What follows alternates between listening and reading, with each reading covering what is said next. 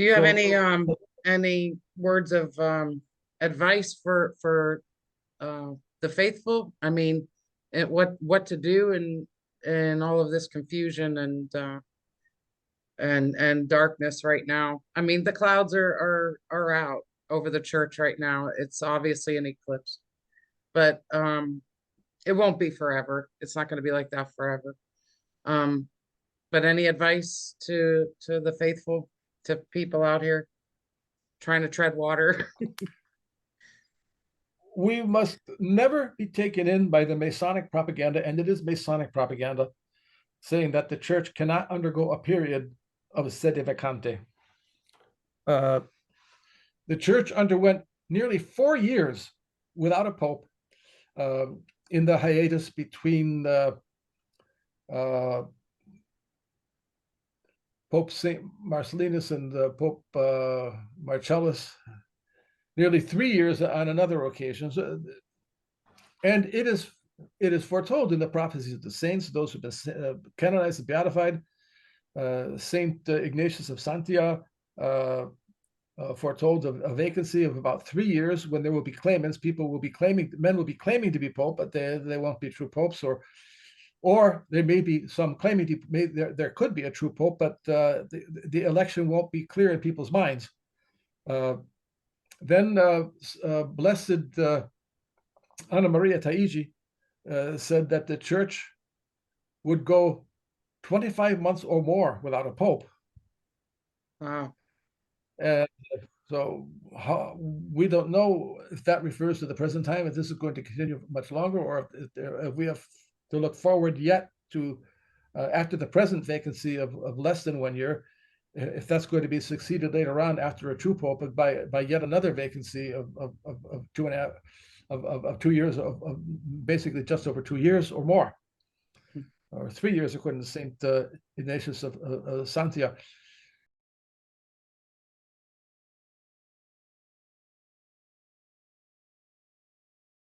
Now, those who are spreading the heresy that the church can never undergo such a sede vacante,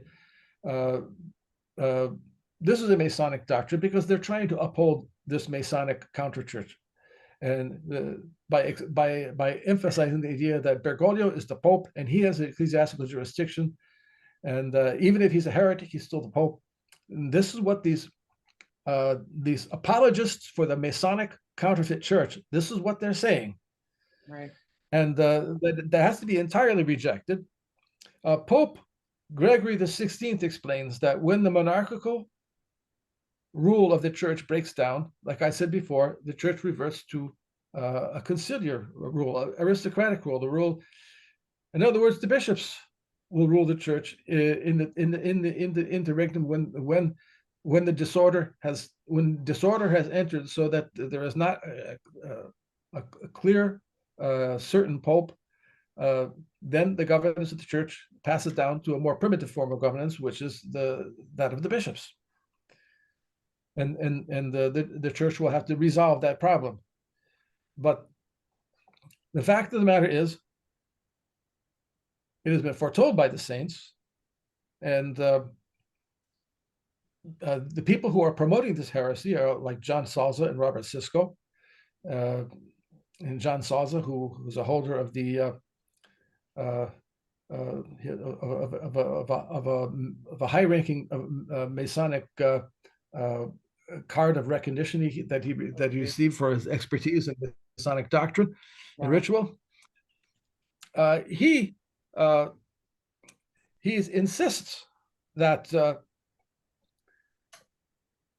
what I'm saying is false. He says you're quoting in Cisco the same. They're saying you're quoting you're quoting saints. These are not dogmas of faith. You're just quoting the doctrines of saints, people who were canonized and beatified, prophecies of the saints.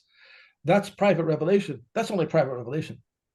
But what I pointed out was, you're teaching the heresy that the church cannot be undergoing any kind of a lengthy vacancy of the See of Peter, where the saints have foretold 2.5, 3 years vacancy will take place in the future. There has already been vacancy in the past of up to nearly 4 years. And when I quote the prophecies of the saints, I quote the saints not because they're private revelations, but in order to be beatified, and in order to be canonized, the first criterion that has to be settled is that the person's writings and their words must be judged to be orthodox. If they say anything that is against the magisterium of the church, the process of beatification stalls there. It ends there and it's finished. Mm-hmm. If their teachings and their writings and their words are not Orthodox Catholic faith, if they say anything against the magisterium, they can never be canonized or beatified. And that's why I'm saying these doctrines that prophesied by the saints and Blessed Anna Maria Taigi about the vacancy that will take place in this great crisis of the church, there's going to be this vacancy, the See of Peter is going to be vacant. And this also in the third secret of Fatima, that is going to happen, that there will be a vacancy in the See of Peter. In the Keys of this Blood, Malachi Martin foretold how this will take place. I can't give you the page number off the top of my head, but this is an orthodox teaching.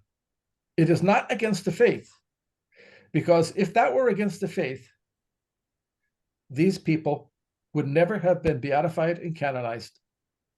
So when I say this doctrine, this proposition that the church will undergo this period of vacancy, and that is foretold by those who have been beatified and canonized by the church, I'm not invoking the authority of any private revelation. I'm proving the orthodoxy of the statement, that it is not against the faith, it is not against Catholic doctrine to say that there will be a vacancy that may last several years. Right. There has been vacancy lasting up to almost 4 years in the past. And it is foretold in prophecy there will be a vacancy again. And the doctrine that there will be a vacancy is not against the faith, because if it were against the faith, these two individuals would not have been canonized and beatified. It could not be, because in the process, the juridical process of canonization and beatification, that is the first hurdle that must be overcome, is that of orthodoxy. And without orthodoxy, the process is ended right there. The process of canonization, beatification fails, and they can never be made beatified or saint. Father, have you ever been privy to a firsthand reading the third secret of Fatima firsthand? I have only spoken with people who have read the secret, who have heard the secret. Firsthand. Yeah. I have never read the secret myself, but for those who know the secret, I have spoken. Well, Malachi Martin, I spoke more at length. I could not go into it with Cardinal Ciappi because he was what turned out to be his final illness.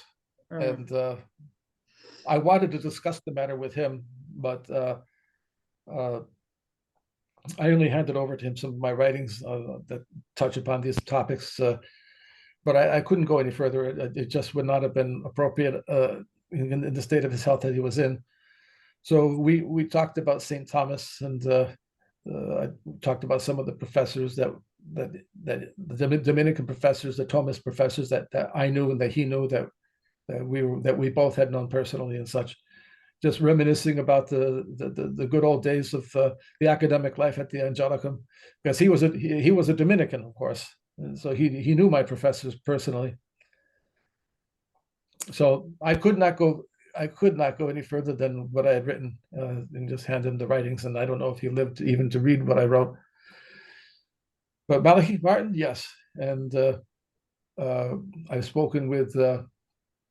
Ingo Dollinger, who received many details of the third secret direct from Cardinal Ratzinger before he became Pope.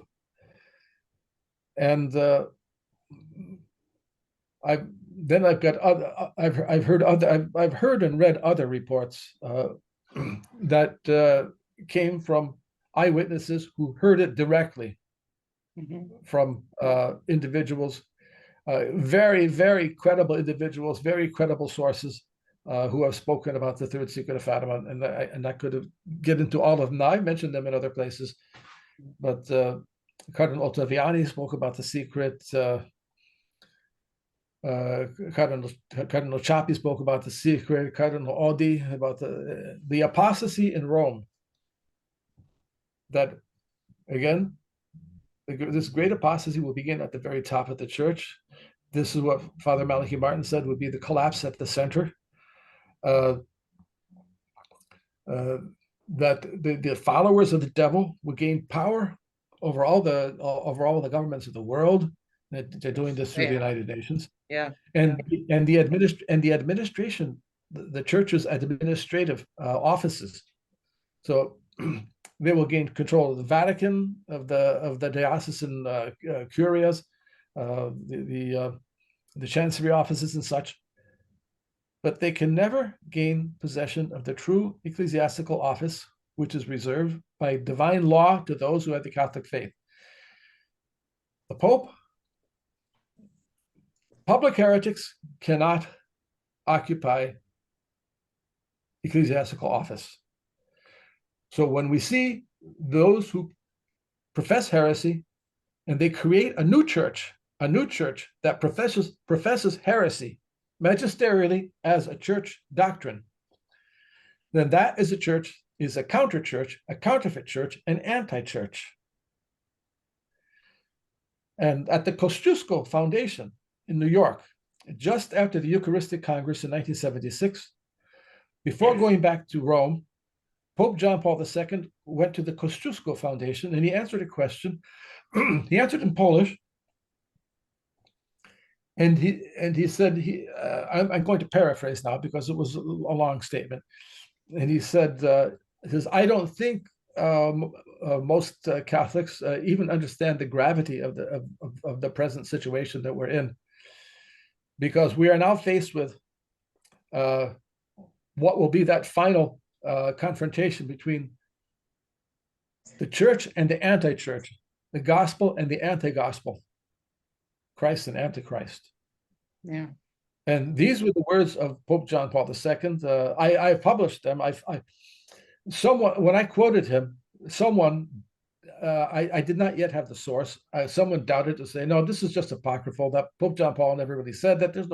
It's not certain he really said that. So I did as much digging as I could, and I found the actual newsletter of the Kosciuszko Foundation.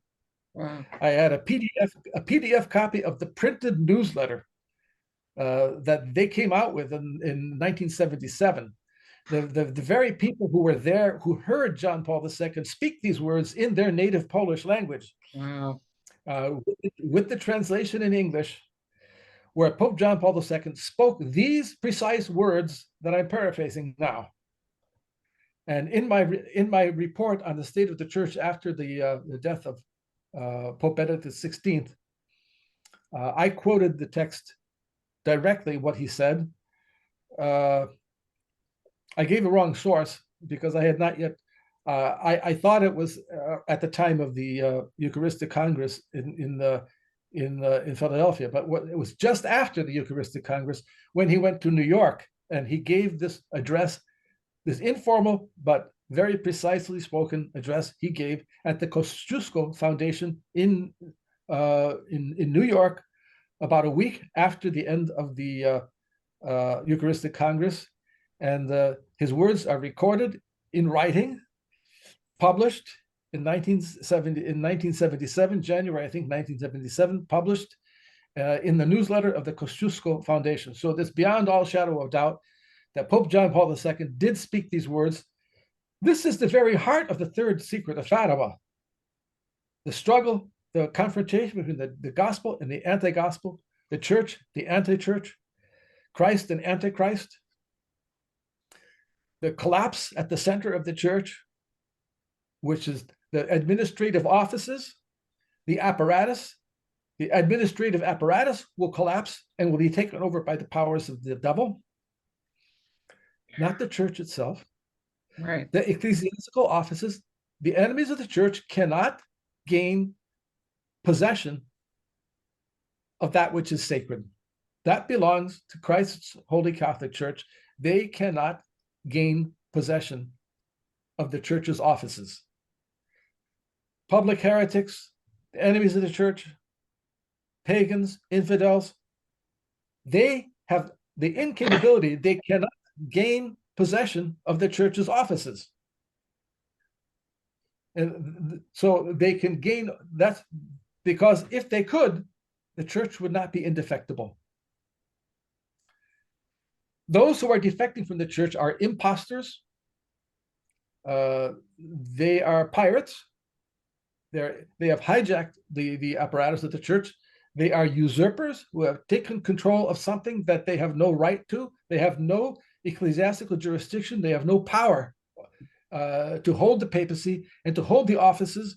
Bergoglio is appointing men to offices that he has no power. He has no power himself, no apostolic power himself, and he can't confer any authority on anyone else because these are public enemies of the church in their heresy. They have made themselves, to use the terms of the doctors of the church, incapable subjects. They're incapable of holding ecclesiastical office. This is the unanimous teaching of the ancient fathers, explained by St. Jerome, explained by St. Thomas Aquinas. It is founded on the dogma that the public heretics are outside of the church, and that they are incapable of holding ecclesiastical office, explained very well by St. Thomas Aquinas, and formulated canonically in the first in the 1917, the first code of canon law that was published in 1918 by Pope Benedict the 15th. All public heretics, all of them, without exception, all public heretics, by the very fact of the public heresy, defect from the faith and lose all office. So this is what we must understand. It is not the Catholic Church that is defecting. It is the defectors from the Catholic Church who are usurping the name of Catholic Church, but they are not the Catholic Church. Bergoglio and his Vatican and those bishops who are his accomplices in the crime of heresy and schism and idolatry, they are not the pastors of the Catholic Church. They do not hold office in the Catholic Church. They are usurpers. They are imposters.